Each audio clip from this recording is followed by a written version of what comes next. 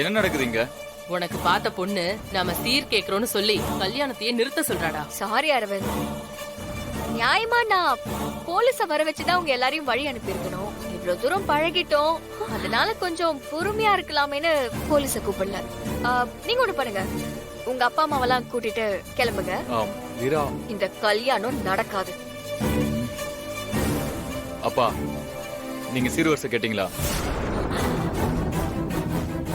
சொல்லுங்க, கேட்டீங்களா இல்லையா? இல்லப்பா, ராமச்சந்திரன் தான். ஐயோ, யோசிக்கிறாரு. யாரை கேட்டு நீங்க இதெல்லாம் முடிவு பண்ணிட்டு இருக்கீங்க? நான் உங்ககிட்ட என்ன சொன்னேன்? என்னப்பா சொன்னேன்? என்ன சொன்ன? கேட்டது பத்தாது, இன்னும் கொஞ்சம் கேட்கலாம்னு சொன்ன. சொல்லுங்கப்பா, நான் என்ன சொன்னேன்? சீர்வரிசை வாங்குறதும் தப்பு, கொடுக்கறதும் தப்பு. அதெல்லாம் கேட்டா நான் கல்யாணமே பண்ணிக்க மாட்டேன்னு சொன்னா இல்லையா? ஏன்பா இப்படி எல்லாம் பண்றீங்க? தம்பி, உங்களை பத்தி எனக்கு தெரியும்பா. நான் தான்.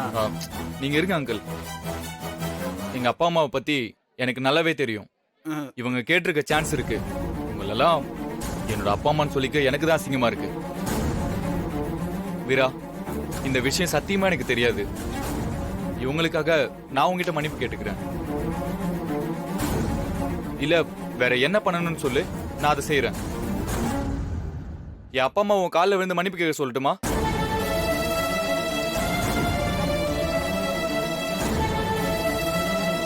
அரவிந்தா, தயவு செஞ்சு பேசாம இருங்க. நீங்க பண்ண காரியத்துக்கு உங்களை என்ன செய்வனே தெரியாது. சொல்லு வீரா, இவங்க பண்ணது தப்புதான். என் அப்பா அம்மா உன் காலில் விழுந்து மன்னிப்பு கேட்க சொல்லவா? அதெல்லாம் வேண்டாம் அரவிந்த்.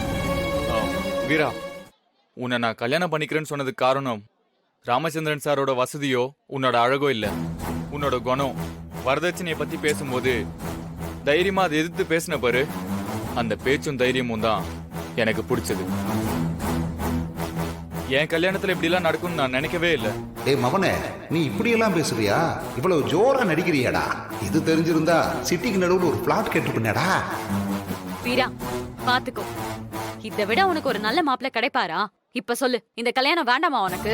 கண்மணி, இப்ப ஏதோ அவங்க விஷயம் தெரிஞ்சு போச்சேங்கிறதுக்காக பேசிட்டு இருக்காங்க. நாளைக்கு திரும்ப மாத்தி பேசினா அப்ப என்ன பண்ணுவ? அப்பா, நம்ம லாயருக்கு உடனே கால் பண்ணி இங்க வர சொல்லுங்க. எதுக்குடா? அது என்ன, மாப்பிள்ளைக்கு பொண்ணு சீர் தருது. நான் எனக்கு வரப்போற மனைவிக்கு நானே சீர் கொடுக்குறேன். போச்சுடா, ஏமாத்திட்டாங்க. நம்ம சொத்துல பாதி இப்பவே வீரா பேர்ல எழுதி வைக்கிறேன். அரவிந்த், அதெல்லாம் எதுவும் வேண்டாம். இல்ல வீரா,